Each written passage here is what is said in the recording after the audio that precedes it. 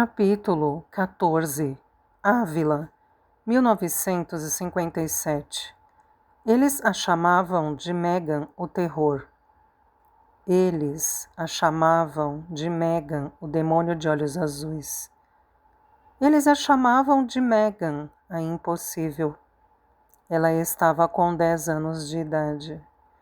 Fora levada ao orfanato ainda quando bebê, deixada na porta de um camponês e sua mulher, que não tinham condições de criá-la.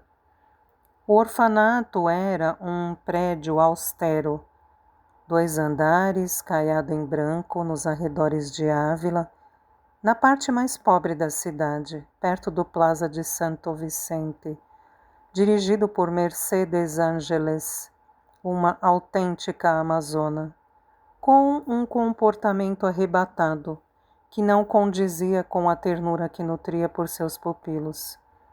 Megan era diferente das outras crianças, uma estranha com cabelos louros e olhos azuis brilhantes, sobressaindo no contraste com as morenas de olhos e cabelos escuros. Desde o início, porém, Megan fora diferente nos outros aspectos.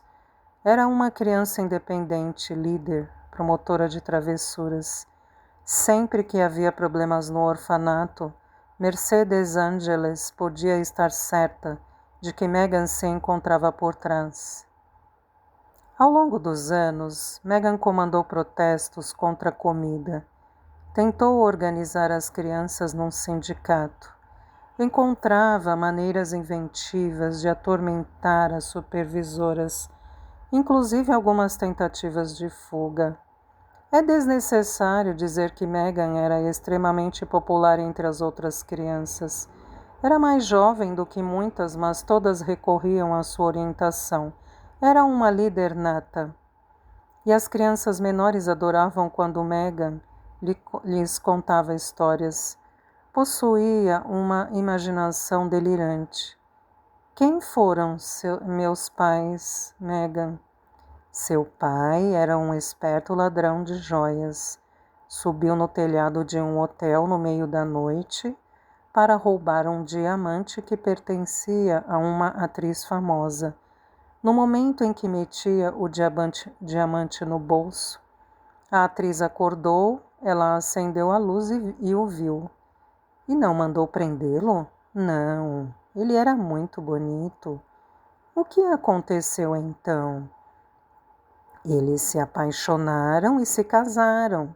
Depois você nasceu. Mas por que me mandaram para um orfanato? Eles não me amavam? Era essa sempre a parte difícil.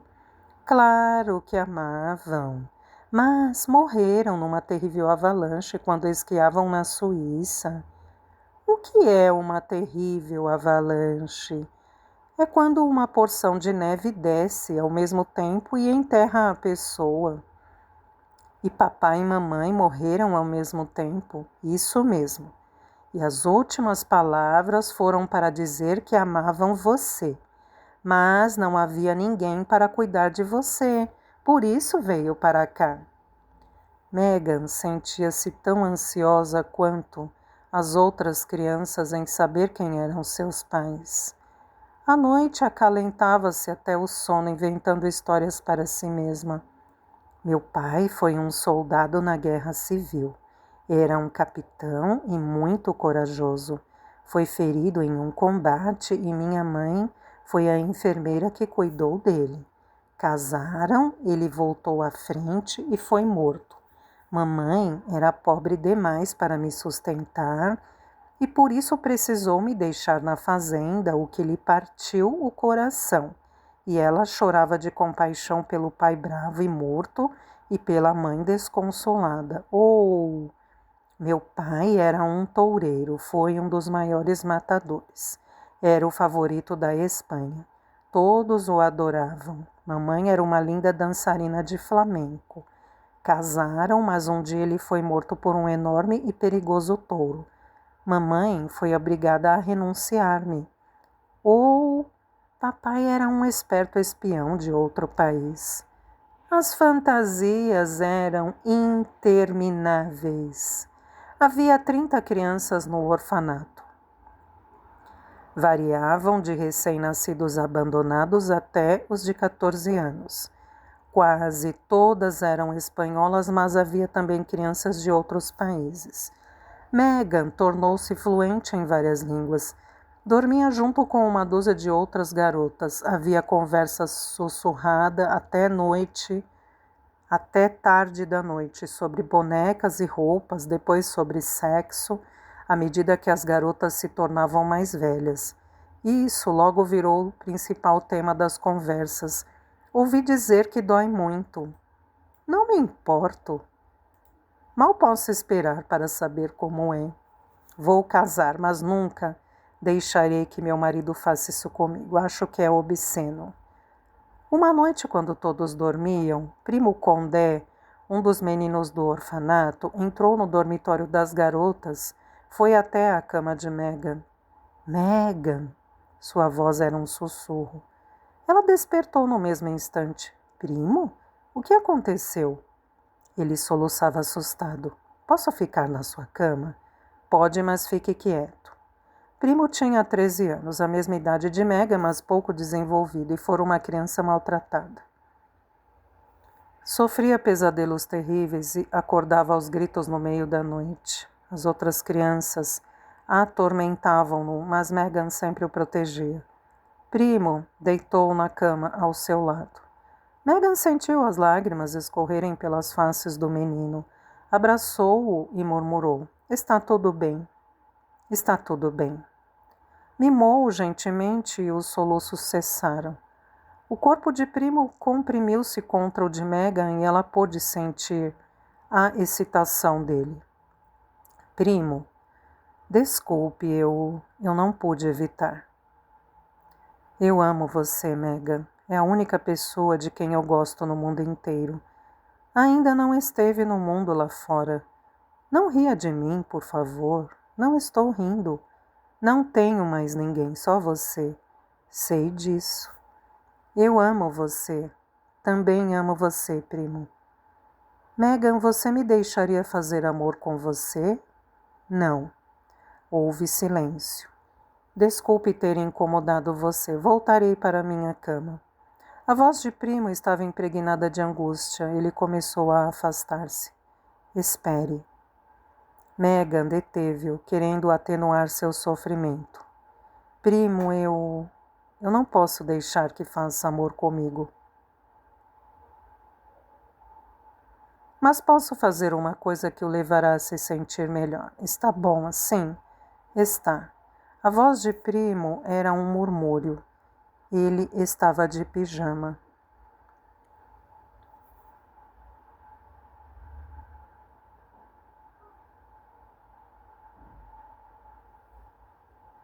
Minutos depois voltou à sua cama. Não houve sono para Megan naquela noite. E nunca mais permitiu que Primo voltasse à sua cama. A tentação era muito grande. De vez em quando, uma criança era chamada à sala da supervisora para conhecer os pais que pretendiam adotá-la. Era sempre um momento de grande emoção para as crianças, pois representava uma oportunidade de escapar da terrível rotina do orfanato e ter um lar de verdade, pertencer a alguém. Ao longo dos anos, Megan observou outros órfãos serem escolhidos. Iam para casas de comerciantes, fazendeiros, banqueiros, mas eram sempre quase as outras crianças, nunca ela. A reputação de Megan a precedia. Ouvia seus pais em potencial conversarem. É uma criança muito bonita, mas ouvi dizer que tem um temperamento difícil. Não é a menina que levou 12 cachorros para o orfanato no mês passado? Dizem que é uma líder. Acho que não se daria bem com nossos filhos. Eles não tinham a menor ideia do quanto as outras crianças adoravam Megan. Padre Berrendo visitava o orfanato uma vez por semana. Megan aguardava ansiosa essas visitas. Era uma leitora voraz e o padre e Mercedes Ángeles providenciavam para que tivesse sempre um livro à sua disposição. Podia discutir coisas com o padre que não ousava falar com qualquer outra pessoa. Fora ao padre berrendo que o casal de camponeses entregara a Megan quando bebê. Por que eles não quiseram ficar comigo? O velho sacerdote respondeu gentilmente: desejavam muito, mas eram velhos e doentes. Por que acha que meus pais verdadeiros me abandonaram naquela fazenda? Tenho certeza que foi porque eram pobres e não tinham condições de sustentá-la. À medida que crescia, Megan tornava-se cada vez mais devota. Sentia-se atraída pelos aspectos culturais da Igreja Católica.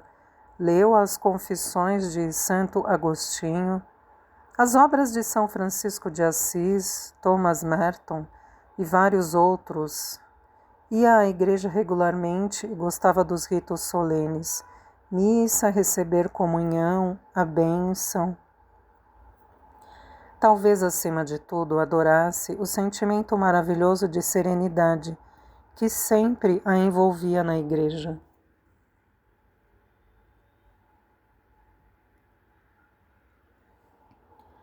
Quero ser uma católica, disse ela um dia ao padre berrendo. Ele pegou-lhe a mão e disse com um piscar de olho: talvez você já seja, Megan, mas vamos nos certificar se é isso realmente que deseja. Crê em Deus, o Pai Todo-Poderoso, Criador do céu e da terra? Sim, creio. Crê em Jesus Cristo, seu único Filho que nasceu e sofreu? Sim, creio.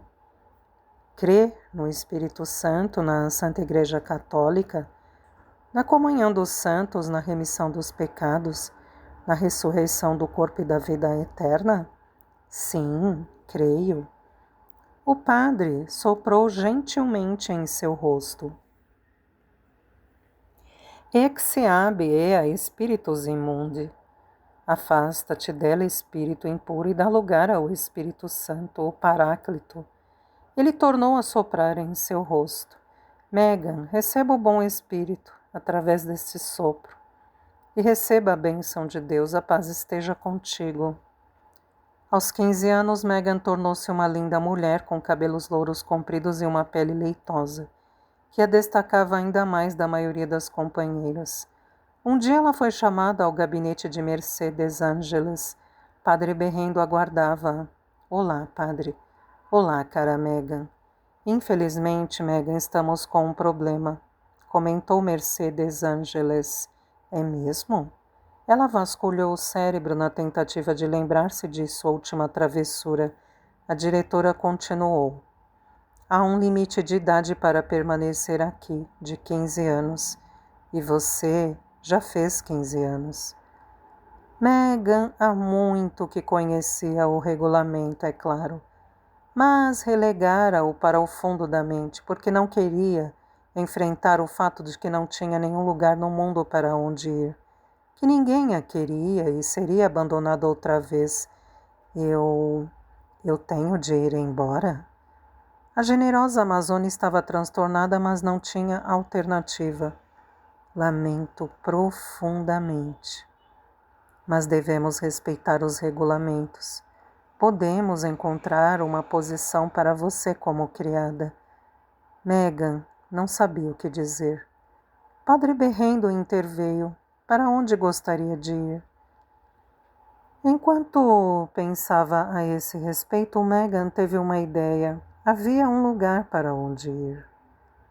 Desde os 12 anos de idade que Megan ajudava na manutenção no orfanato fazendo entregas na cidade, muitas delas ao convento cisterciense.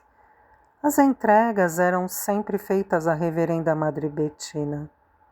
Megan lançara olhares furtivos para as freiras, rezando ou andando pelos corredores, e percebera nelas um sentimento quase irresistível de serenidade. Invejava a alegria que as freiras pareciam irradiar. Para Megan, o convento era como uma casa de amor. A reverenda madre gostava da garota exuberante, e ao longo dos anos tiveram várias conversas demoradas. Por que as pessoas entram para os conventos? Perguntou Megan uma vez. As pessoas recorrem a nós por muitos motivos. A maioria vem para se dedicar a Deus, mas algumas porque não têm esperança. Nós lhe damos esperanças. Outras porque se sentem desiludidas com a vida. Nós lhe mostramos que Deus é a razão. Algumas vêm porque estão fugindo, outras porque se sentem alienadas e querem pertencer a alguma coisa. Foi isso que lhe provocou uma reação. Nunca pertenci realmente a ninguém, pensou Megan. Esta é a minha oportunidade. Acho que eu gostaria de entrar para o convento. 6 semanas depois ela tomou os votos. E finalmente Megan encontrou o que procurava há tanto tempo. Não se sentia mais só. Aquelas eram suas irmãs, a família que nunca tivera. Eram todas uma só, sob o domínio do pai. Megan trabalhava no convento como guarda-livros. Sentia-se fascinada pela antiga linguagem de sinais que as irmãs usavam quando precisavam se comunicar com a Reverenda Madre. Havia sinais o suficiente para transmitirem tudo o que precisavam expressar. Quando era a vez de uma irmã varrer os corredores compridos, a Reverenda Madre Bettina levantava a mão direita, com a palma para a frente e soprava no dorso. Se uma freira estava com febre, procurava a Reverenda Madre e comprimia as pontas do indicador direito e do dedo médio contra o lado exterior do pulso esquerdo. Se um pedido devia ser protelado, a Reverenda Madre suspendia o punho direito na frente do ombro direito. E depois estendia um pouco para a frente e para baixo, amanhã. Numa manhã de novembro, Megan foi introduzida nos ritos da morte. Uma freira estava à beira da morte e um chocalho de madeira ressoou pelo claustro, o sinal para o início de um ritual inalterado desde 1030. Todas aquelas que podiam atender ao chamado foram no mesmo instante ajoelhar-se na enfermaria para a extrema unção e os salmos. Rezaram em silêncio para que intercedessem pela alma da irmã de partida, para indicar que estava na hora dos últimos sacramentos. A Reverenda Madre estendeu a mão esquerda, com a palma para cima. Desenhou uma cruz com a ponta do polegar direito. E finalmente houve um sinal da própria morte. Uma irmã pondo a ponta do polegar direito sob o queixo e levantando-o ligeiramente. Depois que as últimas orações foram ditas, o corpo ficou sozinho, por cerca de 1 hora, para que a alma pudesse partir em paz. Ao pé da cama estava o grande círio pascal, o símbolo cristão da luz eterna ardendo em seu castiçal de madeira. A enfermeira lavou o corpo e vestiu a freira com o hábito, escapulário preto sobre a touca branca, meias grossas e sandálias feitas à mão. Uma freira trouxe flores frescas do jardim e fez uma coroa. Após vestirem a morta, 6 freiras levaram-na em procissão para a igreja e colocaram-no no catafalco, coberto de um lençol branco diante do altar. Não seria deixada sozinha na presença de Deus. 2 freiras permaneciam ali, o resto do dia e da noite, rezando, enquanto o círio pascal bruxuleava ao lado. Na tarde seguinte, depois da missa Requiem, as freiras levaram-no através do claustro até o cemitério particular, murado, onde mantinham seu isolamento mesmo depois de mortas. As irmãs, 3 de cada lado, baixaram o corpo para a sepultura, sustentando-o por tiras de linho branco. Era um costume cisterciense que suas mortas ficassem descobertas na terra, sepultadas sem um caixão. Como último serviço prestado à irmã, Duas freiras jogavam terra sobre o corpo imóvel, antes que todas voltassem à igreja para os salmos da penitência. Por 3 vezes elas suplicaram que Deus tivesse misericórdia de sua alma. Domini miserere super peccatrice. Domini miserere super peccatrice. Domini miserere super peccatrice. Houve muitas ocasiões em que a jovem Megan foi dominada pela melancolia. O convento proporcionava-lhe serenidade, mas ela não tinha totalmente paz. Era como se uma parte sua estivesse faltando. Sentia anseios que há muito deveria ter esquecido.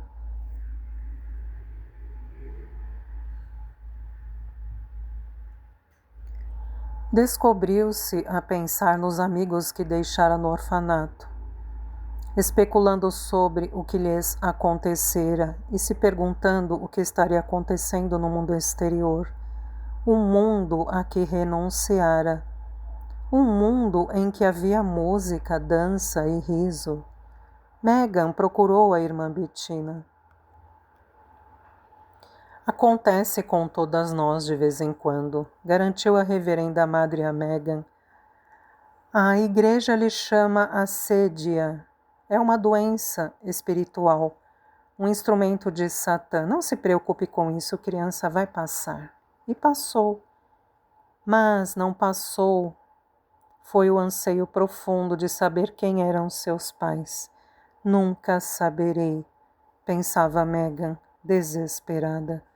Não enquanto eu viver.